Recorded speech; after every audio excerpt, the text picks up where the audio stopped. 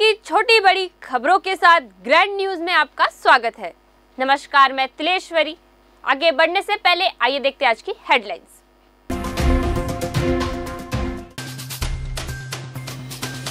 Union club में संभाग स्तरीय बैडमिंटन टूर्नामेंट का शुभारंभ।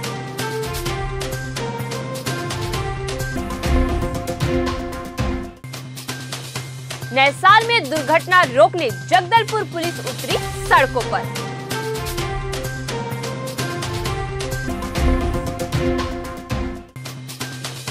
एक नक्सल सहयोगी पर नारायणपुर पुलिस की कार्रवाई।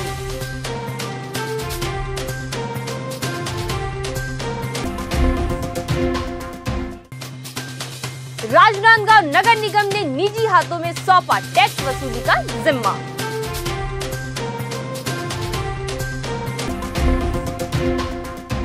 अब खबरें विस्तार से। यूनियन क्लब में संभाग स्तरीय बैडमिंटन टूर्नामेंट का शुभारंभ मुख्य अतिथि उत्तर विधायक पुरंदर मिश्रा ने किया। यूनियन क्लब के अध्यक्ष गुरुचरण सिंह होरा ने मुख्य अतिथि का पुष्प गुच्छ भेंट कर स्वागत किया। इस मौके पर पुरंदर मिश्रा ने 4 दिवसीय संभाग स्तरीय बैडमिंटन टूर्नामेंट में पहुंचे सभी युवा खिलाड़ियों को प्रोत्साहित किया। होरा ने कार्यक्रम में शामिल होने के लिए विधायक पुरंदर मिश्रा का आभार जताया। इस मौके पर विधायक पुरंदर मिश्रा ने खेल खिलाड़ी जिंदाबाद के जयकारे के साथ कहा कि मैं यहाँ बच्चों को आशीर्वाद देने आया हूँ। यूनियन क्लब के अध्यक्ष गुरुचरण सिंह होरा के कार्यों की सराहना करते हुए उन्होंने कहा कि होरा का खेलों के प्रति गहरा लगाव है। उनके प्रयासों से ही छत्तीसगढ़ के बच्चे देश में प्रदेश का नाम रोशन कर रहे हैं। होरा के ही नेतृत्व में प्रदेश के खिलाड़ियों को छत्तीसगढ़ का पहला टेनिस एकेडमी बड़ी सौगात के रूप में मिला है। साउथ अफ्रीका के डरबन में आयोजन ब्रिक्स गेम्स में भारतीय टीम का मैनेजर चुना जाना पूरे प्रदेश के लिए गर्व की बात है। उन्हें उनकी सभी उपलब्धियों के लिए बधाई देता हूं। इसके साथ ही विधायक मिश्रा ने खिलाड़ियों को प्रतियोगिता में अच्छा प्रदर्शन करने के लिए शुभकामनाएं दी है। महासचिव संजय मिश्रा, सचिव गिरीश अग्रवाल, यूनियन क्लब के अन्य पदाधिकारी समेत सैकड़ों खिलाड़ी मौजूद रहे। यूनियन क्लब द्वारा हर समय खिलाड़ियों को प्रोत्साहन करके नेशनल इंटरनेशनल लेवल में भेजा जाता है। आज भी उसी कड़ी में जूनियर टीम का आयोजन किया गया है। मैं हमारे यूनियन क्लब के अध्यक्ष भाई गुरुचरण होरा जी को, उपाध्यक्ष भाई विजय जी को और अग्रवाल साहब को बधाई देता हूं कि ऐसे निरंतर बच्चों के काम को सुधारें और खेल खिला करके सिखा करके उनको राष्ट्रीय स्तर पर, राष्ट्र के स्तर पर, अंतर्राष्ट्रीय स्तर पर भेजें, यही शुभकामना देता हूं। और मैं क्लब से खिलाड़ी बच्चों से निवेदन करता हूं कि मेरा लायक जो भी काम होगा मैं उसके लिए तत्पर रहूंगा, खड़ा रहूंगा। बहुत बहुत धन्यवाद। ये डिविजनल लेवल का बैडमिंटन टूर्नामेंट है। यूनियन क्लब लगातार बहुत वर्षों से खेलों की दुनिया में बहुत प्रसिद्ध क्लब है और करीब यहाँ 300-400 बच्चे जो है अंडर 16, अंडर 14, अंडर 12 ये मैच का आयोजन का उद्घाटन होने जा रहा है। माननीय विधायक पुरंदर मिश्रा जी इसका उद्घाटन कर रहे हैं और समापन जो है वो 31 तारीख को होगा। बहुत सारे बच्चे आए हुए हैं पूरे प्रदेश के और ये डिविजनल लेवल पे पूरे डिवीज़न के लोगों में जहाँ जहाँ कोचिंग चलती है उनके बच्चों को उभारने के लिए ये टूर्नामेंट कराया जा रहा है। देर रात शहर के चौक चौराहों पर बढ़ाई चेकिंग। बस्तर संभाग मुख्यालय जगदलपुर में शराब पीकर वाहन चलाने वालों पर की गई कार्रवाई। शराब पीकर गाड़ी चलाने और 3 सवारी दुपहिया चलाने वालों की गाड़ियां हो रही है जब्त। यह अभियान लगातार जारी रहेगा। नए साल का आगमन नजदीक है। इस अवसर पर लोग देर रात पार्टी करते हैं तथा सड़कों पर यातायात का दबाव बना रहता है। ऐसे में दुर्घटना से रोकथाम के लिए एसएसपी जितेंद्र सिंह मीणा के मार्गदर्शन में अतिरिक्त पुलिस अधीक्षक महेश्वर नाग स्वयं देर रात सड़कों पर मोर्चा संभाले दिखे। बीती रात शहर के 3 अलग अलग पॉइंट पर मोटर व्हीकल चेक किया गया। आने जाने वाले सभी यात्रियों से अल्कोमीटर द्वारा चेक कराया गया। शराब पीकर वाहन चालन तो नहीं किया जा रहा है। शराब पीकर वाहन चलाने वालों की गाड़ियां जब्त की गई। नए साल को देखते हुए जगदलपुर पुलिस के द्वारा बढ़ते यातायात को देखते हुए, मद्देनजर रखते हुए किसी प्रकार का दुर्घटना न हो, इस बात को ध्यान में रखते हुए लगातार मोटरसाइकिल, कारों की चेकिंग की जा रही है। देर रात को भी ड्रंक एंड ड्राइव पर कार्रवाई की जा रही है। मोटरसाइकिल और जितने भी 2 व्हीलर्स, 4 व्हीलर्स ड्राइवर्स हैं उन सब का एल्कोमीटर के द्वारा चेक किया जा रहा है उनको, और यदि कोई भी चालक शराब सेवन करके गाड़ी चलाता हुआ पाया जाता है तो उस गाड़ी को सीज करके न्यायालय पेश किया जा रहा है। साथ ही साथ 3 सवारी बिना नंबर की गाड़ी, मॉडिफाइड साइलेंसर गाड़ियों पर भी लगातार कार्रवाई की जा रही है। नारायणपुर पुलिस के द्वारा पुलिस अधीक्षक पुष्कर शर्मा के निर्देश पर नक्सल विरोधी अभियान संचालित किया जा रहा है। इसी तारतम्य में पूर्व में आगामी आईईडी विस्फोट और हत्या की घटना में शामिल एक नक्सल सहयोगी पर कार्रवाई करने में नारायणपुर पुलिस को सफलता मिली है। ज्ञात हो कि नक्सल विरोधी अभियान अंतर्गत जिला पुलिस बल के द्वारा एक संदेही को सोनपुर क्षेत्र में पकड़ा गया, जिससे पूछताछ करने पर जिसने अपना नाम गुड्डू सलाम उर्फ रेनू सलाम निवासी गाड़ावाही का होना बताया और अपने आप को नक्सल सहयोगी के रूप में कार्य करना स्वीकार किया, जिससे पूछताछ करने पर बताया कि 16 मार्च 2023 को माओवादियों के साथ मिलकर ग्राम मोहरा पदर में मोबाइल टावर में आगजनी एवं कुंदला सोनपुर मार्ग में पेड़ काटकर मार्ग अवरुद्ध की घटना तथा मार्च 2022 में डोडरी बेड़ा नाला के पास सुरक्षा बल पर आईईडी ब्लास्ट कर फायरिंग की घटना, जिसमें आईटीबीपी के एक सहायक उप निरीक्षक शहीद हो गए थे। उक्त दोनों घटनाओं में शामिल होना स्वीकार किया है। उक्त दोनों घटनाओं पर थाना सोनपुर में पृथक अपराध पंजीबद्ध किया गया था। आरोपी के कब्जे से नक्सल बैनर एवं पर्चा बरामद हुआ है। जिला नारायणपुर के अंतर्गत आगजनी, आईडी विस्फोट और हत्या की घटनाओं में शामिल एक माओवादी सहयोगी पर कार्यवाही करने में नारायणपुर पुलिस को सफलता मिली है।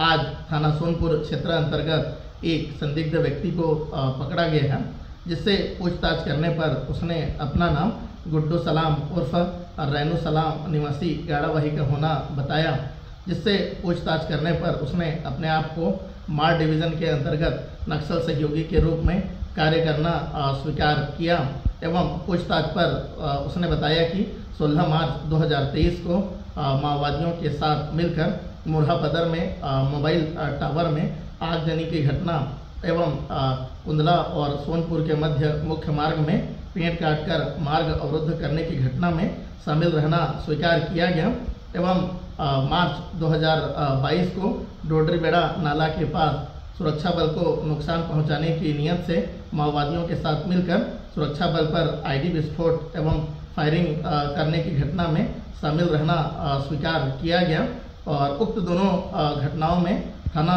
सोनपुर में आरोपियों के विरुद्ध पृथक आपराधिक प्रकरण पंजीबद्ध कर अनुसंधान में लिया गया था और उक्त दोनों आपराधिक प्रकरण में आरोपी गुड्डू सलाम की संलिप्तता होना पाए जाने पर उसे गिरफ्तार कर न्यायिक रिमांड पर जेल भेजा गया है। प्रदेश में भाजपा की नई सरकार बनते ही राजनांदगांव नगर निगम ने अब आय के स्रोत को बढ़ाने के लिए टैक्स वसूली पर जोर दिया है और राजस्व विभाग की टैक्स वसूली का जिम्मा अब राज्य ने बाहर की निजी कंपनी को सौंपा है। इसके एवज में नगर निगम निजी कंपनी को 6% कमीशन देगी। अब नगर निगम अंतर्गत वार्ड वासियों के मकान सहित अन्य राजस्व वसूली रांची की Shri publication and stationers company करेगी। इसके लिए कंपनी ने अपने कर्मचारियों को फील्ड पर उतारकर सर्वे का काम शुरू कर दिया है। कंपनी के कर्मचारी घर घर दस्तक देकर जानकारी जुटाना शुरू कर दिया है। नगर निगम आयुक्त अभिषेक गुप्ता ने बताया कि राजनांदगांव शहर के संपत्ति का जलकर समेकित कर वसूली का जिम्मा रांची की श्री पब्लिकेशन एंड स्टेशनर्स को सौंपा गया है। कंपनी द्वारा 90% टैक्स वसूलने पर उन्हें 6% कमीशन दिया जाएगा। टैक्स वसूली पिछले साल की तुलना में काफ़ी संतोषजनक है और अब हमें ऐसा महसूस हुआ कि नए तकनीकों के माध्यम से नई विधियों का प्रयोग करके हम टैक्स वसूली करें और इसके लिए हमने प्राइवेटाइजेशन भी किया है टैक्स वसूली का, जिसमें 90% तक टैक्स वसूली करने पर कंपनी को, जो कंपनी टैक्स वसूली करेगी उसे 6% का कमीशन दिया जाएगा। और जो नई कंपनी है पूरा बैंकिंग, जो आधुनिक बैंकिंग प्रक्रिया है उनको ध्यान में रखते हुए विभिन्न मैसेज के माध्यम से, यूपीआई के माध्यम से नया सर्वे करके अधिक से अधिक टैक्स वसूलने का प्रयास करेगी। राजनांदगांव नगर निगम पिछले कुछ सालों से वित्तीय संकट से जूझ रहा है। यहाँ ऐसे हालात भी निर्मित होते हैं कि कर्मचारियों को 2-3 महीनों वेतन नहीं मिल पाता है। राजनांदगांव शहर में जलकर संपत्ति कर और समेकित कर लिया जाता है। शहर में कई बकायदा वर्षों से पूरा टैक्स नहीं भर रहे हैं। ऐसे लोगों को बार बार नोटिस भी जारी किया जा रहा है, तो वही नाम सार्वजनिक करने सहित नल कनेक्शन काटने का फरमान भी जारी होता है। इसके बावजूद यह बकायदा टैक्स नहीं भरते हैं। वर्तमान नगर निगम का राजस्व अमला टैक्स की वसूली करने में अक्सर पिछड़ जाता है। लक्ष्य के अनुरूप भी टैक्स की वसूली नहीं हो पाती है। वही शहर में कई ऐसे बड़े बकायेदार हैं जिनसे लाखों रुपए की वसूली बकाया है। ऐसे में नगर निगम के राजस्व कर्मचारियों द्वारा टैक्स वसूली नहीं कर पाने की स्थिति में अब निजी हाथों को यह काम सौंप दिया गया है। प्रदेश कार्यालय में आज प्रदेश अध्यक्ष किरण देव ने मां दंतेश्वरी, भगवान बालाजी और कुल देवी मां रामाराम जी के छायाचित्र को समर्पित कर नमन कर कार्य किया प्रारंभ। प्रमुख सचिव गृह एवं वन विभाग मनोज पिंगुआ ने कहा कि क्षेत्र में विकासात्मक कार्यों का अच्छा प्रयास किया जा रहा है, जिसका निकट भविष्य में बेहतर परिणाम देखने मिलेगा। उन्होंने कहा कि निर्माण विभाग क्षेत्र की जनता की प्रमुख मांग वाली सड़कों के निर्माण कार्यों को प्राथमिकता दे, साथ ही अंदरूनी इलाकों में सड़क, पुल, पुलिया निर्माण के लिए राजस्व, पुलिस व वन विभाग मिलकर कार्यों को गति दे। प्रमुख सचिव पिंगुआ जिला कार्यालय के आस्था सभा कक्ष में पुलिस, वन विभाग, लोक निर्माण विभाग, PMGSY और टेलीकम्युनिकेशन संस्था के अधिकारियों की समीक्षा बैठक ली। प्रमुख सचिव ने टेलीकम्युनिकेशन संस्थाओं द्वारा बस्तर संभाग क्षेत्र में किया जा रहे कार्यों की समीक्षा की। बैठक में प्रमुख सचिव ने PMGSY के अधिकारियों को सड़कों के विकास में लगे मजदूरों का भुगतान तत्काल करवाने पर जोर दिया। इस अवसर पर बस्तर IG सुंदरराज P, लघु वनोपज कॉर्पोरेशन के प्रेम कुमार, DIG बालाजी राव सहित वन विभाग CCF गुप्ता, दुग्गा सहित संबंधित विभागों के संभागीय अधिकारी और जिला अधिकारीगण उपस्थित थे। विधानसभा निर्वाचन के तहत विधानसभा निर्वाचन क्षेत्रों बस्तर, जगदलपुर एवं चित्रकूट के अभ्यर्थियों के निर्वाचन व्यय और लेखा संबंधी विवरणों की जांच व्यय प्रेक्षक प्रवीण रंजन द्वारा मिलान किया गया। जिला कार्यालय के प्रेरणा सभा कक्ष में तीनों विधानसभा क्षेत्रों के सभी प्रत्याशियों एवं अभिकर्ताओं द्वारा निर्वाचन प्रचार प्रसार के लिए किए गए संपूर्ण लेखा एवं व्यय संबंधित विवरण व्यय प्रेक्षक के समक्ष प्रस्तुत किया गया, जिसकी जांच व्यय प्रेक्षक के द्वारा की गई। व्यय अनुवीक्षण सेल द्वारा प्रस्तुत निर्वाचन व्यय की विस्तृत जानकारी पर सभी राजनीतिक दलों के प्रतिनिधियों द्वारा सहमति दी गई। इस दौरान तीनों विधानसभा क्षेत्रों के रिटर्निंग अधिकारी रहे, SDM सहित निर्वाचन व्यय अनुवीक्षण से जुड़े अन्य अधिकारी कर्मचारी उपस्थित रहे। बेशकीमती सागौन लकड़ी की तस्करी को अंजाम देने वाले गैंग का पर्दाफाश हो गया है। यह गैंग फिल्म पुष्पा स्टाइल में लकड़ी तस्करी को अंजाम देते थे। पुष्पा गैंग उड़ीसा राज्य के हैं, जो अवैध तरीके से मैनपुर के उदंती दृश्य सीता नदी टाइगर रिजर्व एरिया के जंगलों की बेशकीमती सागौन पेड़ की कटाई कर ले जाते थे, जिसे अपने घर एवं उसके आसपास पैरावट में छिपा दिया करते थे। यह पुष्पा गैंग सागौन पेड़ की कटाई कर लकड़ियों को साइकिल से ले जाते थे।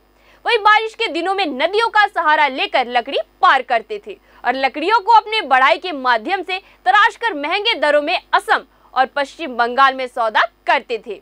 विभाग को अवैध कटाई की सूचना लगातार मिल रही थी, लेकिन इस बात का संशय था कि यह लकड़ी उदंती दृश्य सीता नदी एरिया का है कि नहीं।